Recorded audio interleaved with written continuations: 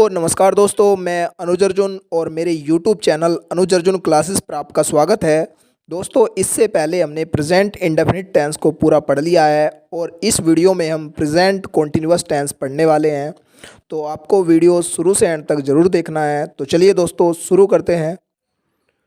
तो देखिए दोस्तों, प्रेजेंट कॉन्टिन्यूअस टेंस, सबसे पहले हम रूल देख लेते हैं। तो पहचान देखिए, जिन वाक्यों के आखिर में आपको लिखा दिखे रहा है, रही है, रहे हैं, रहा हूँ, रही हूँ, तो वहाँ पर हमारे वाक्य कौन से कहलाएंगे? प्रेजेंट कॉन्टिन्यूअस टेंस के वाक्य कहलाएंगे।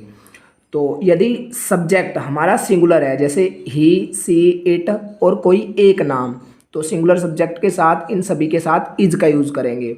और यदि हमारा सब्जेक्ट प्लूरल है, जैसे यू, वी, दे और मोर देन वन नेम, मतलब एक से अधिक नाम, तो हम आर का यूज़ करेंगे, हेल्पिंग वर्ब आर का यूज़ करेंगे।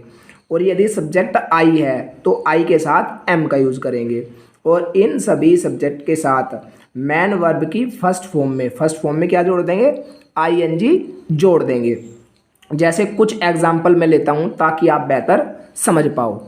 तो सबसे पहला एग्जाम्पल देखिए, वह स्कूल जा रहा है। दोस्तों, ये सेंटेंस यहाँ पर मैंने पहले ही बनाकर इसलिए लिख दिए हैं ताकि हमारा टाइम बच जाए। वह की क्या हो गई? ही, और ही के साथ क्या आएगा? इज, क्योंकि ही सिंगुलर सब्जेक्ट है। ही इज, और जाने की होती है गो, और मैन वर्ब में क्या जोड़ना है हमें? आईएनजी। तो ही इज गोइंग, और गो के साथ क्या आता है? टू, जब कोई स्थान हो। He is going to school. उसके बाद देखिए, मैं आपको अंग्रेजी पढ़ा रहा हूँ। मैं की क्या होती है? आई, और आई के साथ हेल्पिंग वर्ब एम का यूज होता है। आई एम पढ़ाने की होती है टीच, और टीच में आईएनजी जुड़ गया। आई एम टीचिंग, और तुम्हें के लिए you, I am teaching you और इंग्लिश। दोस्तों, मैं आपको बता दूं, किसी किसी सेंटेंस में आपको दो ऑब्जेक्ट देखने के लिए मिलेंगे। वो दो ऑब्जेक्ट किस तरह के होते हैं? एक होता है डायरेक्ट ऑब्जेक्ट, एक होता है इनडायरेक्ट ऑब्जेक्ट। इनडायरेक्ट ऑब्जेक्ट होते हैं him, her, me, you, them, इस तरह के। यदि इनडायरेक्ट ऑब्जेक्ट आप पहले लिखते हैं और डायरेक्ट ऑब्जेक्ट बाद में लिखते हैं तो आपको कोई चेंज नहीं करना है, बिल्कुल वैसे के वैसे ही लिख देने हैं। लेकिन यदि आप इनडायरेक्ट ऑब्जेक्ट को, मतलब him, her, me, you, them, इनमें से कोई सा भी आप बाद में लिखते हैं डायरेक्ट ऑब्जेक्ट के, तो आपको टू लगाकर लिखना है। जैसे मैं आपको अंग्रेजी पढ़ा रहा हूँ, आई एम टीचिंग यू इंग्लिश, और आई एम टीचिंग इंग्लिश, यदि आप डायरेक्ट ऑब्जेक्ट पहले लिखेंगे और इनडायरेक्ट ऑब्जेक्ट बाद में लिखेंगे तो टू लगाकर आपको लिखना है। I am teaching English to you. तो दोनों तरीके से सेंटेंस ठीक है। वे कक्षा में शोर मचा रहे हैं, तो वे के लिए क्या हो गई?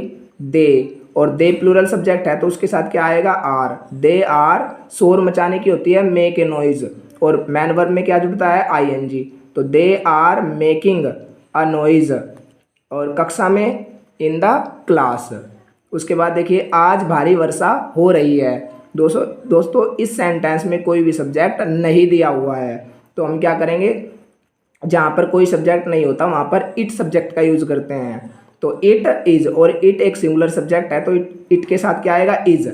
इट इज, और वर्षा होने की होती है रेन, रेन में जुड़ गया आईएनजी।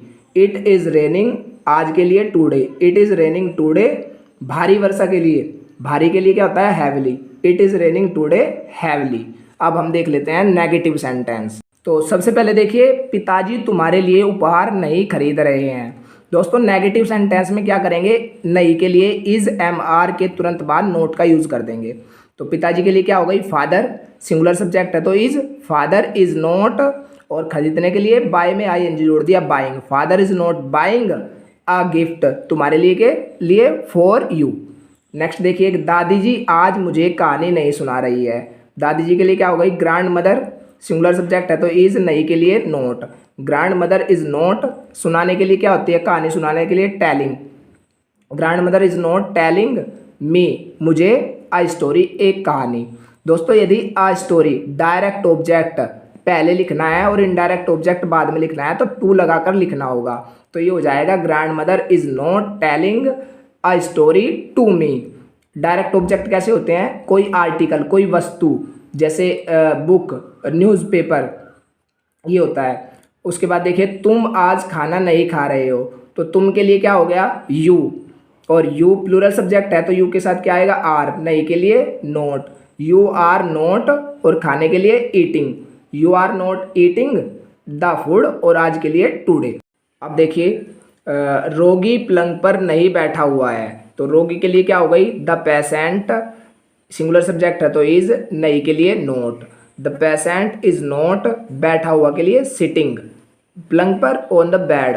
दोस्तों कुछ वर्ब्स ऐसी होती है जिनका यूज आईएनजी फॉर्म में, हमेशा आईएनजी फॉर्म में किया जाता है, भले ही वो सेंटेंस आपको प्रेजेंट कॉन्टिन्यूअस का दिखाई दे या ना दे। जैसे बैठना, बैठने की होती है सिट, जब इसमें आईएनजी हम लगाते हैं तो डबल टी हो जाता है, तो सिट का हो जाएगा सिटिंग। जैसे खड़े होना, स्टैंड, स्टैंड का हो जाता है स्टैंडिंग। और लेटना, LIE, जब इसमें हम आईएनजी लगाते हैं तो IE हट जाता है और उसकी जगह क्या आ जाता है YING, तो ये हो जाएगा LYING। ये आपको याद रखना है। अब हम देखेंगे इंटरोगेटिव सेंटेंस। तो देखिए दोस्तों इंटरोगेटिव सेंटेंस रूल क्या है, यदि वाक्य के शुरुआत में क्या शब्द पहले आ जाए तो सेंटेंस के कर्ता के अनुसार, सब्जेक्ट के अनुसार इज MR को पहले लिख देते हैं सब्जेक्ट के अनुसार। सब्जेक्ट सिंगुलर होगा तो इज पहले आ जाएगा, प्लूरल होगा तो आर पहले आ जाएगा। आई के साथ तो आपको पता है एम आता है, तो यदि सब्जेक्ट मैं होगा तो एम पहले आ जाएगा। एग्जाम्पल देखिए ताकि आप बेहतर समझ पाओ। जैसे क्या गीता कविता पढ़ रही है, गीता सिंगुलर सब्जेक्ट है तो इज पहले आएगा, इज, फिर जिसके अनुसार इज आएगा उसको लिख देंगे इज गीता, फिर पढ़ने की रीड, ING जोड़ देंगे रीडिंग, इज गीता रीडिंग क्या पढ़ रही है कविता, तो क्या आ जाएगा the poem, is Gita reading the poem. उसके बाद क्या तुम सच बोल रहे हो, तुम सब्जेक्ट है, तुम के साथ आर आता है तो आर शुरू में आ जाएगा, आर जिसके अनुसार आर आया है फिर उसकी लिख देंगे आर यू, फिर बोलने के लिए स्पीक, स्पीक में ING जोड़ दिया, आर यू स्पीकिंग, सच की होती है द ट्रुथ, ट्रुथ के साथ द लगा कर लिखते हैं, ध्यान रखिएगा, are you speaking the truth. उसके बाद देखिए क्या मैं झूठ बोल रहा हूँ, मैं के साथ आई के साथ एम आता है, क्या पहले आया है तो एम पहले आ जाएगा, एम जिसके अनुसार एम आया है फिर वो लिखेंगे आई, एम आई, झूठ बोलने की होती है टेल ए लाई, तो टेल में ING जुड़ेगा टेलिंग अ लाई।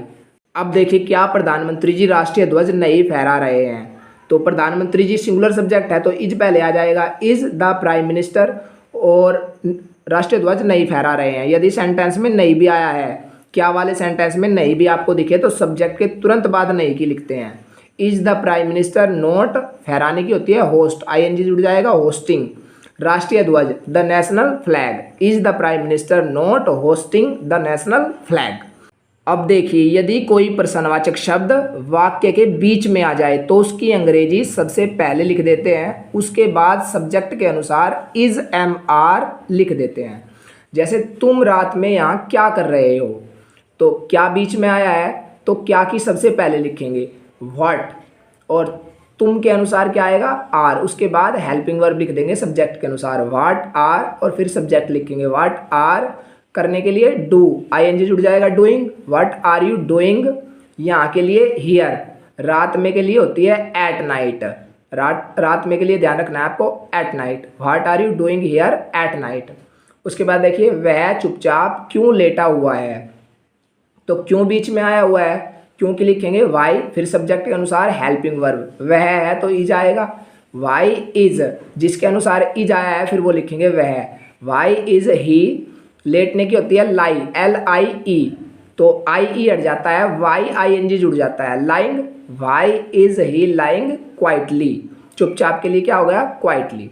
उसके बाद देखिए इस स्टेशन पर गाड़ी कब आ रही है, इस स्टेशन पर गाड़ी कब आ रही है, कब के लिए क्या लिखेंगे शुरू में वैन, और सब्जेक्ट क्या है हमारा गाड़ी, कब आ रही है गाड़ी कब आ रही है तो सब्जेक्ट गाड़ी है और सिंगुलर है, वैन इज द ट्रेन, आने के लिए लिखेंगे अराइविंग।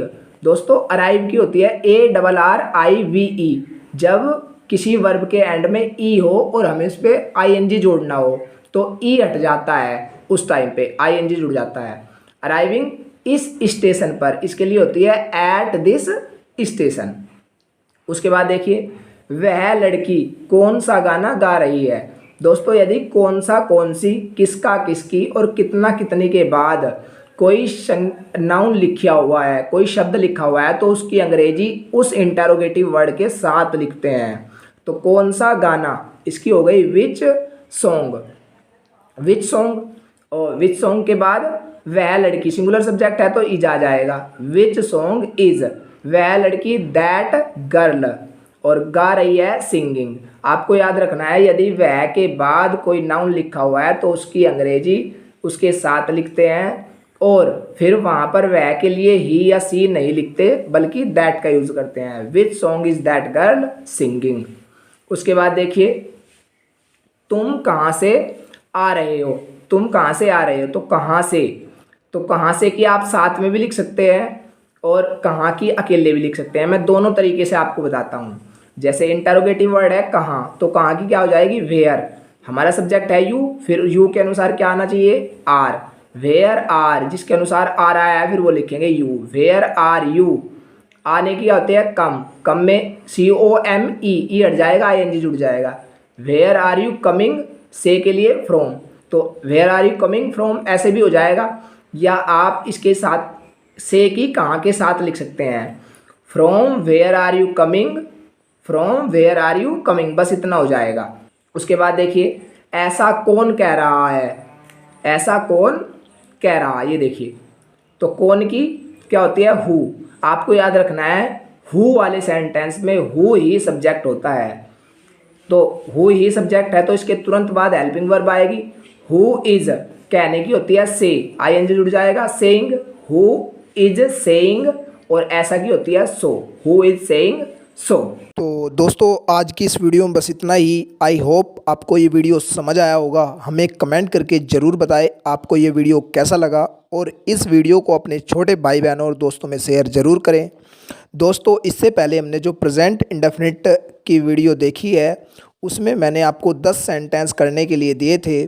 यदि आप उनका ट्रांसलेशन देखना चाहते हैं तो नीचे टेलीग्राम का लिंक मैंने आपको दिया हुआ है, वहाँ पर आपको उसकी PDF मिल जाएगी, और जो ये सेंटेंस अभी हमने पढ़े हैं इनकी PDF भी आपको वहाँ पर मिल जाएगी। तो दोस्तों थैंक्स फॉर वॉचिंग।